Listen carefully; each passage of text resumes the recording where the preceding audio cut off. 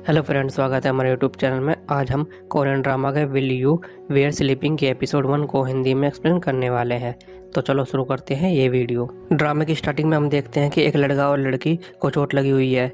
लड़की भागकर उसके गले लग जाती है, कहती है मुझे तुम पर विश्वास है। अचानक वह सो को उठती है, देखती है जो भी मैंने अभी देखा था वो सब सपना है, वो जल्द ही सच हो जाएगा।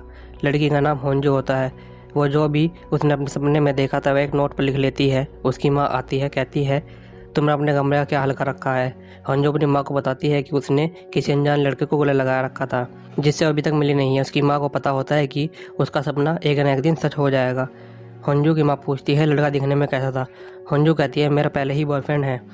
हंजू देखती है कि उसके पड़ोस में कोई रहने आया है। वह देखती है तो वही लड़का है। फिर अपनी माँ को बताती है कि मैंने इस लड़के को सपने में गले लगाया था। इस लड़के का नाम जेचिन होता है जो अपने छोटे भाई सैम के साथ वहाँ रहने आया था। सैम अपने भाई जेचिन से कहता है कि ये रही राइस केक, ले जाओ पड़ोसी को जाकर दे दो और जान पहचान कर लो। जेचिन नहीं चाहता था। सैम के बार बार कहने के बाद भी चले जाता है। होंजू के घर के बाहर बैल दबा रहा होता है। होंजू उसे मिलने से मना कर देती है और कहती है फिर यहाँ पर मत आना। जेचन अपने भाई सैम पर गुस्सा होता है कि वह नहीं जाना चाहता था, फिर भी हो गया। जेचन पीछे मुड़ कर देखता है। वह खिड़की में से होंजू को देख लेता है। होंजू बस स्टैंड पर बस का वेट कर रही होती है, तभी वहाँ पर जेचन आ जाता है और होंजू के पास जाकर बैठ जाता है। जो अपने मन ही मन सोचती है कि इतनी सारी चीज़ छोड़कर फिर मेरे पास ही क्यों बैठा है, कहीं ये मुझ पर लाइन तो नहीं मार रहा। होंजू उससे दूर होकर बैठती है। जेचन फिर उसके पास चले जाता है।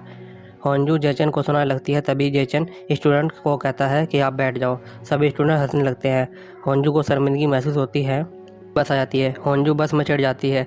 बस चल जाती है। जेचन को याद आता है कि ये तो वही लड़की थी जो पड़ोस में रहती है। उनको उस पर गुस्सा आता है। होंजू रात को अपनी माँ के रेस्टोरेंट में उस आदमी से मिलती है जिसको उसने सपने में देखा था। माँ से कहती है मैंने इसी आदमी को पेट्रोल पंप पर सिगरेट जलाते हुए देखा था और जहाँ पर पेट्रोल पंप में आग लग गई थी। आदमी के पास जाती है और उसे समझाती है कि आज का दिन उसका अच्छा नहीं है। उसे सिगरेट पीने से मना करती है। वह आदमी उसको बातें नहीं मानता और हल्के में लेता है। पेट्रोल पंप पर जाता है। जैसे ही सिगरेट जलाता है ब्लास्ट हो जाता है जिसकी वजह से उसकी मौत हो जाती है। अगले दिन जेचिन ऑफिस में जाता है। वह प्रोस्टिट्यूटर होता है। उसके कलीग उसे बेवकूफ़ समझते हैं क्योंकि वो कुछ ऐसी हरकतें करता है। जेचन अपनी ट्यूशन टीचर से मिलता है जिसका नाम माइक होता है। जेचन उससे मिलकर खुश नहीं होता। माइक जेचन के बारे में बताता है और कहता है मैं पहले प्रोस्टिट्यूटर था लेकिन अब मैं लॉयर हूँ। तभी उसकी गर्लफ्रेंड का फ़ोन आता है। जेचन को याद आता है कि जब माइक उसे पढ़ाता था तब वह कैसा था। नेक्स्ट सीन में हम देखते हैं कि होंजू अपने सपने में देखती है कि वह हॉस्पिटल में है और उसे अपनी आंटी से पता चलता है कि उसकी माँ की डेथ हो गई है। होंजू उठ जाती है और रोने लग जाती है। कुछ देर बाद जब वह ब्रेकफास्ट के लिए जाती है तो वह देखती है कि टीम में वही आदमी की न्यूज़ चल रही है जिसे उसने सपने में देखा था। उसकी मौत हो गई है जैसे सपने में ही हुई थी, जैसे कि उसने अपने सपने में देखा था। होंजू उदास हो जाती है और वह गुस्से में अपने बाल काट देती है क्योंकि उसने सपने में अपनी बाल लंबे देखे थे जब वह हॉस्पिटल में थी और रोने लग जाती है। अपनी माँ को सब कुछ बताती है, मेरी इस दुनिया में तुम्हारा सिवा कोई नहीं है, मुझे अकेला छोड़कर मत जाना। फिर अपनी माँ को गले लगा लेती है। उसकी माँ कहती है मैं कहीं नहीं जा रही हूँ और शांत करने की कोशिश करती है। फ्लावर शॉप पर अपनी गर्लफ्रेंड के लिए फ्लावर खरीदने जाता है क्योंकि 14 फरवरी वैलेंटाइन डे होता है।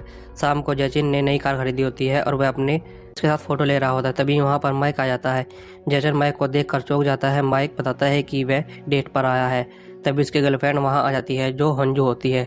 जेचन होंजू को देखकर हैरान रह जाता है। होंजू और माइक में जाते हैं। होंजू बार बार फ़ोन चेक कर रही होती है। फिर अपनी माँ को फ़ोन मिलाती है लेकिन उसकी माँ फ़ोन नहीं उठाती। होंजू डर जाती है। होंजू अपने घर के लिए निकलती है। माइक कहता है मैं भी चलता हूँ। माइक होंजू की कार ले चलाने लग जाता है। होंजू की माँ घर जा रही होती है। वे देखते हैं कि उसका पीछा कर रहा है। जैसे ही उसके पास आता है वह कहता है आप अपना फ़ोन वहीं भूल गए थे। माइक होंजू से बातें करता रहता है इसलिए माइक का ध्यान ड्राइविंग पर नहीं होता। वो एक आदमी को उड़ा देता है, वहीं पर उसकी मौत हो जाती है। एक्सीडेंट की वजह से होंजू और माइक को काफ़ी चोट लगती है जिसकी वजह से दोनों वहीं पर बेहोश हो जाते हैं। होंजू को जब होश आता है वह देखती है कि वह अब लंबे हो चुका है जैसे कि उसने सपने में देखा था। होंजू को अपनी आंट से पता चलता है कि वह 10 महीने से कोमा में थी। मम्मी का एक्सीडेंट हुआ था, वह वहीं पर मर गया जिसके कारण उसकी माँ का बिल भरने और सेटलमेंट करने में बहुत ज़्यादा मेहनत करती थी जिसकी वजह से उनकी भी मौत हो गई। होंजू ये सब बात सुनकर रोने लग जाती है। अगले दिन जेचन होंजू से एक्सीडेंट के बारे में बात करने आता है क्योंकि वह प्रोसिक्यूटर होता है। होंजू को जेचन से पता चलता है कि उस पर मर्डर केस चल रहा है क्योंकि वह कार चला रही थी। होंजू बात सुनकर हैरान हो जाती है और बताती है कि कार तो मैं चला रहा था। उसने तो कार चल सब बातें वह जयचंद को बताती है। पुलिस बताती है कि कार एक्सीडेंट पर होंजू चला रही थी। ये सब बात सुनकर होंजू परेशान हो जाती है। होंजू को पता चलता है कि माइक ने उसे फंसा दिया है। होंजू जयचंद को बताती रहती है, लेकिन जयचंद उसकी बातों पर यकीन नहीं करता। माइक ने होंजू को मर्डर केस में फंसा दिया होता है। होंजू माँ भी नहीं और वह दुखी होती है। फिर वह सुसाइड करने के लिए हॉस्पिटल की छत पर चली जाती है। जयचंद भी उसके पीछे छत पर चले जाता है और कहता है होंजू से, मुझे तुम पर यकीन है, भी होगा हम उसका पता लगा लेंगे, लेकिन तुम कूदना मत। होंजू कूद जाती है। जयचंद उसे पकड़ने की कोशिश करता है, लेकिन वो पकड़ नहीं पाता और होंजू मर जाती है। जयचंद की नींद खुल जाती है। वह देखता है कि होंजू को मर जाना, उसकी माँ का मर जाना सब सपना था, लेकिन ये काफ़ी रियल था और वह डर जाता है। सैम को यह सब बताता है। उसका भाई बुरा सपना कहकर भूल जाने के लिए कहता है। जयचंद देखता है कि आज 14 फरवरी है, जिस दिन माइक और होंजू मिले थे।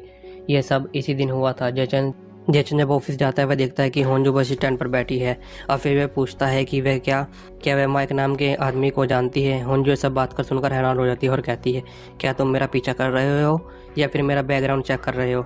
जयचंद होंजू से कहता है कि तुम कार के पास मत जाना, आज काफ़ी स्नो पड़ने वाली है, तुम्हारा दिन अच्छा नहीं है। होंजू उसकी बातों पर ध्यान नहीं देती और टैक्सी लेकर वहाँ से चली जाती है। शाम को जयचंद अपनी नई कार लेकर वहीं पर होता है जो उसने सपने में देखी थी, क्योंकि वह डरा होता है कि कहीं वे सपना सच ना हो जाए। वह देखता रहता है जैसे सपने में होंजू और माइक डेट पर आए थे, सब वैसे ही हो रहा है। वह कुछ देर बाद कार में वेट करता है, फिर देखता है यह सब वैसे ही हो रहा है जैसे कि सपने में देखा था। माइक कार ड्राइव कर रहा है। जयचंद डर जाता है। फिर वह होंजू को रोकने के लिए उसकी कार का पीछा करता है। होंजू और माइक आपस में बातें कर रहे होते हैं। जो एक्सीडेंट होने वाला था, तभी जयचंद एक्सीडेंट कर देता है। जिस आदमी को जान जाने वाली थी वो बच जाती है। जयचंद कार से उतरता है, होंजू के पास जाता है और पूछता है, क्या तुम ठीक हो? होंजू को कार से बाहर निकालता है। माइक कार से निकलता है। जयचंद से झगड़ता है कि उसने कार को क्यों ठोका। माइक कहता है, जो पास्ट में हुआ था, क्या तुम मुझसे उसका बदला ले रहे हो? पास्ट में माइक ने जयचंद की बाइक से रेस्टोरेंट एक्सीडेंट कर दिया था। माइक ने सारा इल्ज़ाम जयचंद पर लगा देता है। जयचंद के पिता एक पुलिस ऑफिसर होते हैं। उन्हें लगता है कि माइक एक अच्छा लड़का है। उन्हें लगता था कि एक्सीडेंट जयचंद ने ही किया होगा। प्रेजेंट में जयचंद कहता है, तुम एक आदमी को जान लेने वाले थे और इल्ज़ाम होंजू पर लग जाता तो ही इसमें फंसा देते। बाद में शौक की वजह से उसकी मोम की डेथ हो जाती और सारे झूठे इल्ज़ाम लगने की वजह से कूद कर जान ले लेती। माइक को उसकी बातों पर यकीन नहीं होता और कहता, क्या बकवास कर रहे हो, तुम्हारा दिमाग तो ठीक है ना? लेकिन सब बातें जानकर होंजू हैरान रह जाती है। जयचंद अपने मन में कहता है, मैंने अपना देखा था, मैंने बदल दिया, मैंने फ्यूचर को चेंज कर दिया, लेकिन कोई भी मेरी बातों पर यकीन नहीं करेगा। होंजू को जयचंद की बातों पर यकीन होता है क्योंकि उसके भी सपने सच होते हैं। फिर वह जयचंद के पास जाती है और गले लग जाती है और कहती है, मुझे तुम पर यकीन है क्योंकि ये मैं हूँ। ये सब होंजू ने अपने सपने में देखा था, इसलिए सच हो गए। अब ये एपिसोड यहीं ख़त्म होता है। आगे की कहानी देखिए हमारे नेक्स्ट एपिसोड में। अगर आपको वीडियो अच्छी लगी है तो लाइक और सब्सक्राइब करना ना भूलें।